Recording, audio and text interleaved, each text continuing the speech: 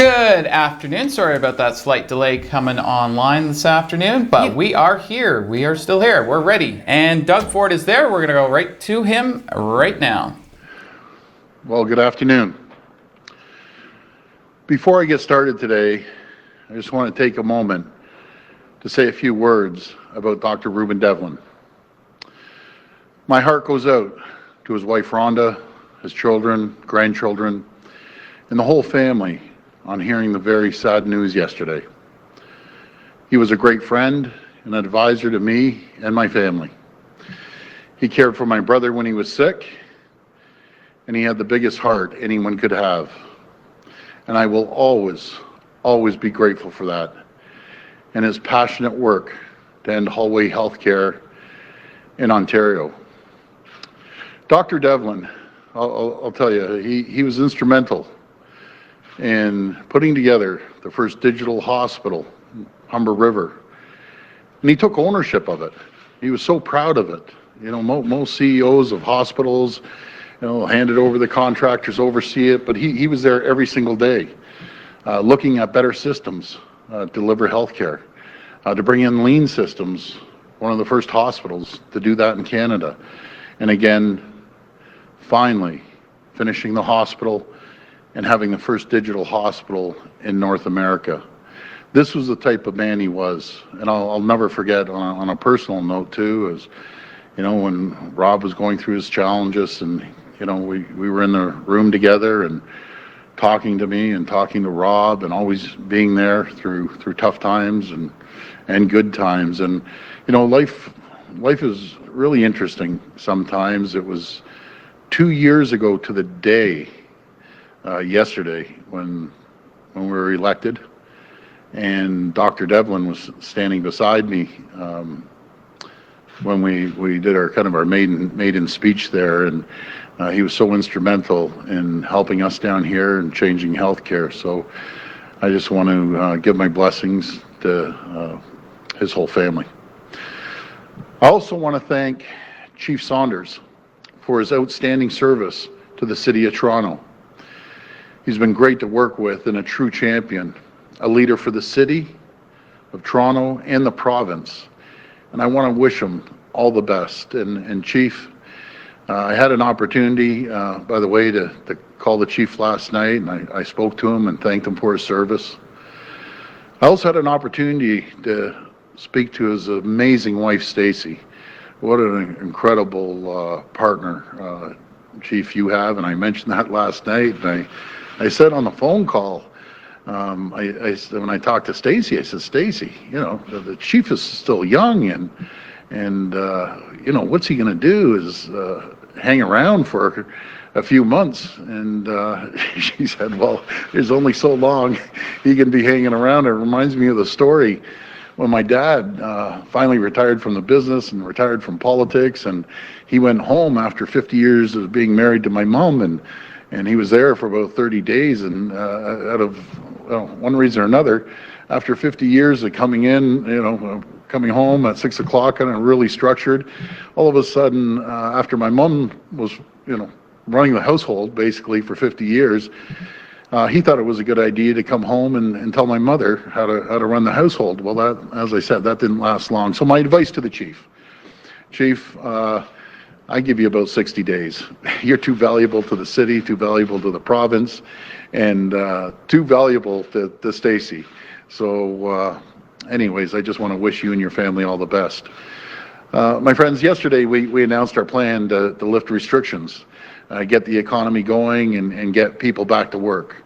Working with our partners across the province, we launched stage 2 of reopening the economy. A responsible, safe, and regional approach. This plan recognizes the situation is different in different parts of the province. It's a positive step forward for hundreds of businesses and thousands of families across the province.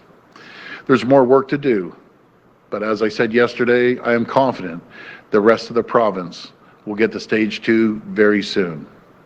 But before we get there, to help Ontario families, we need to make sure supports are in place so people can have peace of mind going back to work. That includes our plan for childcare. As a father, I know there's nothing more important than the safety of our children. Parents returning to work need to know that someone they trust will be there to care for their child in a safe and healthy environment. So today, we're providing more information on the next phase of our plan to reopen childcare. Starting Friday, June the 12th, all childcare centers in the province will be allowed to reopen with some restrictions. These restrictions will be just like the ones we've seen in the emergency childcare centers open already. There will be limits on the amount of children in the centers at one time. There'll be more screening and more cleaning, and childcare centers will be able to reopen once they meet these guidelines. I want parents to know we will take every measure necessary to keep the kids and the staff safe and healthy. And for older children, we know there's been a lot of questions around camps. Summer day camps will also be allowed to open with some restrictions as part of stage 2. In coming weeks, we'll continue to plan for the next phase of childcare reopening and work on our plan to reopen schools. We'll keep parents informed so they can plan ahead. I want to thank each and every parent and guardian across the province during the last 3 months. In this unprecedented time, all parents and guardians have had the increased challenge of balancing work and family in this new normal. It's no easy task in normal days, but now more than ever, I know it's even tougher. You being there for your children, showing leadership and love during these challenging days, and together, you and your family, alongside the rest of Ontario, will emerge from this pandemic stronger than ever before. Thank you, and God bless the people of Ontario. I'll pass it over to Minister Lecce.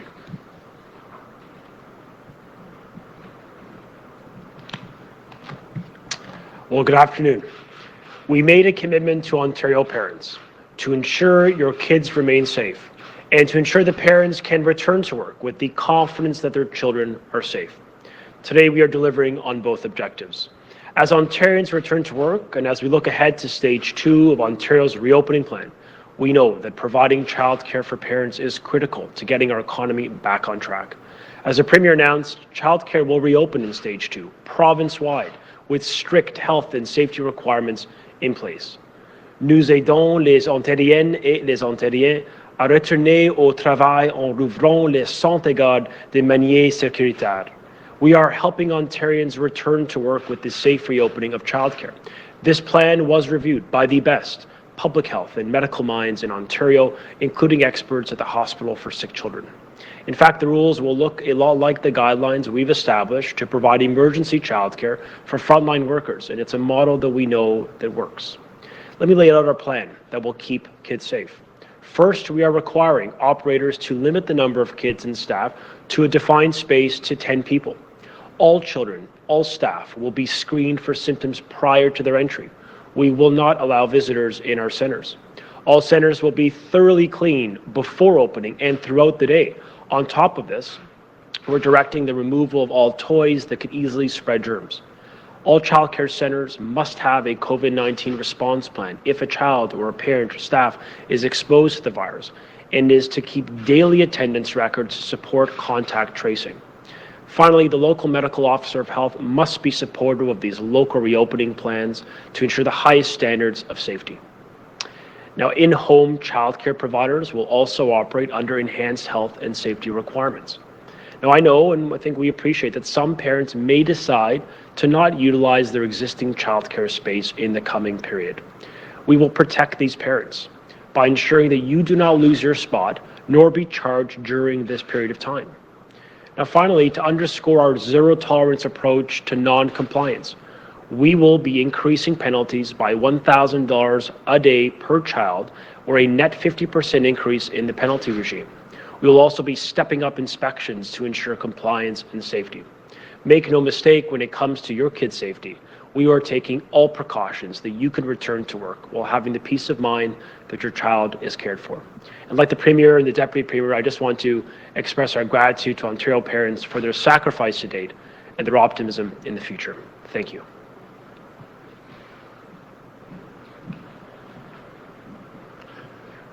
So Ivana, before I start, I just want to give everyone notice, tomorrow a mobile testing bus will be in Brampton, and if you're worried you've been exposed to someone who has COVID, you can go to the Gore Meadows Community Center from 10 a.m. to 6 p.m. I'll just repeat that, the Gore Meadows Community Center from 10 a.m. to 6 p.m. And this is one part of our strategy going right into communities. Okay, we'll go to the phone line for questions. First question. First question comes from Chris Rushley from Toronto Star. Please go ahead. Hi, Chris. And welcome we're back. definitely back. Yes, now you're going to see us for more than 3 seconds. So, welcome to Special Report, Afternoon Edition. Thank you to KC Start it Securities over. for your sponsorship. I'm Chris Olcorn with Colette Linden, and you just Hello. watched Doug Ford's press conference with Stephen Lecce, the Education Minister, and they talked about how they're going to start opening up childcare. Yes. So, started on I'm that, sure there's and day plenty camps. happy mothers I'm there. but I'm not happy about it, Chris. Well, because- yeah, this is a concern from a health standpoint, yes. Yeah, And we I got mean- another health thing we'll be talking about as well, which Algoma Public Health hasn't bothered telling the Ooh, public. that's a biggie too. But Yep. first of all, let's start with some positive news because Yes. we want to be positive. And we're done. Get out of here. Okay. No more negativity over there, you. Okay, Tina McClarty. I wanted to call this wonderful Suite out Mm-hmm. for her amazing skills in sewing and making masks.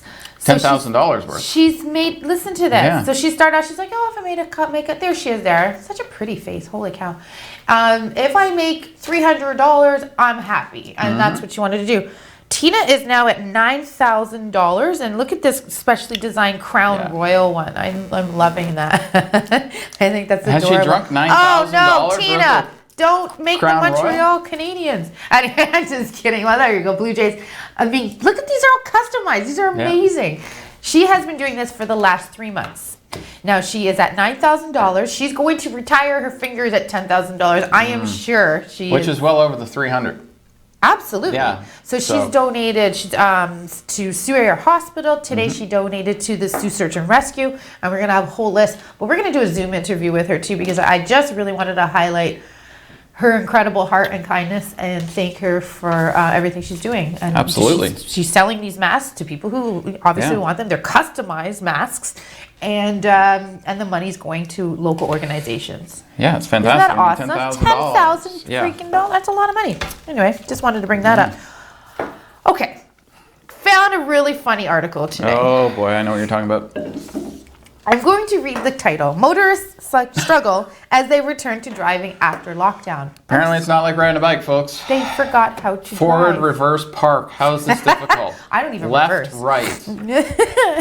So 5 drivers, things. That's all you need to do. Check mirrors. There you go. You're all set. you check mirrors? No, I have kidding. those emergency things. It just I beeps know and they tells tell me. you Yeah. for you. Okay, so this is an article taken out of the UK. So the average UK car has driven more than 7,000 miles per year, or 583 miles. But a survey of 2,000 motorists revealed that over the past 28 days, the average driver has just covered 90 miles. Okay, Okay, they so down are a little. they're forgetting which side their gas tank's on. Which okay, you know what? I kind of do that too right now. So am I gonna? There is a little arrow on your speedometer Yeah. that tells you which way to go. So next to your My gas car, tank. it's actually reversed. It's wrong. What do you mean? They points to the wrong side. Get out! Nope, I'm serious. I'll show it. I'll even prove it to you. I'll take Only a photo. Chris Oldcorn Yeah. vehicle. I want to see a picture of that. We all want to see a picture of that tomorrow. So anyways, people at 4 and 10 Motors say they have not visited a gas station. They're forgetting that. Oh man, yeah. How do you put gas in the tank? Some have been driving Jeepers. faster. Some have been just, driving too slowly. Some have not been able to park. Like, how in the world do I'm you not sure. forget how to drive? I don't know, because it's really like after you learn it, it's like subconsciously you just do it. Like it just happens. And I think so. don't know. I would think it's similar to riding a bike. I mean, we do take licenses away speaking from of- people, but Speaking of bikes, it says 18% of people have had near misses with cyclists since driving again. So, like, that's not funny. I mean, get it together. Come Jeepers, on, people. let's go. So there's an increased demand from surgeries causing concern for Canadian Blood Services that we wanted to talk about. Yes. And actually, there's also a very interesting conversation about your blood type and COVID-19 Yes, and too, COVID-19, yes. that we want to get to probably tomorrow. So because of all the surgeries coming up that were postponed, Blood Services... over 100,000. Yeah, is that how many? Yeah. Canadian Blood Service is in dire need of blood, and they are saying, people are now that things are reopen and now they're going to be busy again, they're not going to get that blood. They usually have 20 to 25,000 pints, I believe, of units of blood, and now they're at 18,000. That's just with like no surplus, nothing else. So they're already down 7,000 units of blood, and they still have all these surgeries to do. Not to mention any other accidents that are going to happen above and beyond. Yeah, and part of that too is if they need blood, why did they close down getting the blood services here in town, and they're not doing it anymore? Where you can give blood here, you have to go to Sudbury or something. Like they just did that before COVID-19 hit. Yeah, I don't know. They stopped doing taking blood in this town. While we're on this topic, do you want to go into your disease, Legionnaires' disease? Yes. Okay. I think that would be a nice segue before we get commercial. Okay. Give it to them. We're getting through COVID-19, but there is another concern, and that is something called Legionnaire's disease. Now, other public health units, not Algoma Public Health, have been warning about this, particularly in the States in the warmer areas. And that is because Legionnaire's disease comes from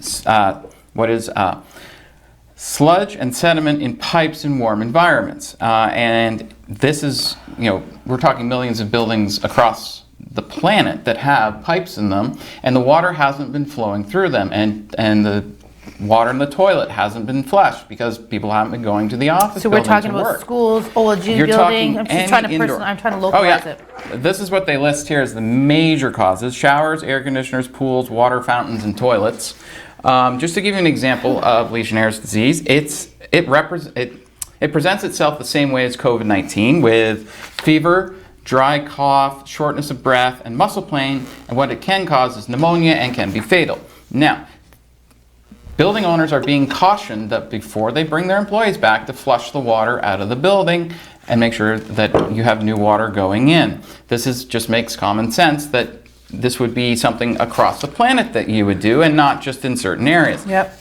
So I did look up on Algoma Public Health's website Legionnaire's disease, and there was nothing other than it was listed under a bunch of different other diseases and viruses and so on, but nothing telling local business owners that they should flush the water out of their buildings. So I'm letting you know, on behalf of other public health units across the world, and just to show you how dangerous this is. Last summer at a fair in North Carolina, there was a hot tub that was not being used for the fair. I guess it was somehow connected to where the fair was, and people walked by this thing for 3 days. 117 people that they know of got Legionnaire's disease, and 4 died. That's just from walking by. And that's just from walking by, because Legionnaire disease is in droplets that go into the air. Yeah. Oh. You don't even need to sit in the hot tub to get it. You can just walk by, and the droplets in the air is how it actually gets transmitted, which actually means it's more dangerous for transmission than COVID-19 is. Okay, so what do we do now as a society and community? What do we do?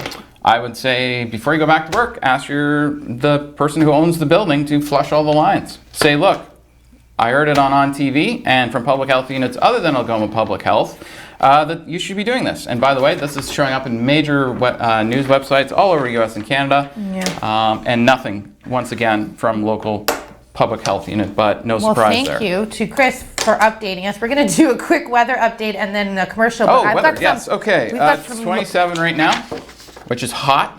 It could go up to 31. With the Humidex, you're looking at the mid 30s, like 34, 35. So please be careful. There's a heat warning out. It's going to cool off tomorrow because there's going to be some rain. High 26, low of 8 actually tomorrow. And Thursday, more rain. It's going to continue to cool off down to 14 as the high and 6 as the low. So enjoy the warm weather today. So peculiar. And then we're going today's back downhill as we head towards the weekend again. Okay, so we are going to head to a commercial. I've got a lot of local news I want to share with you when we get back after this message.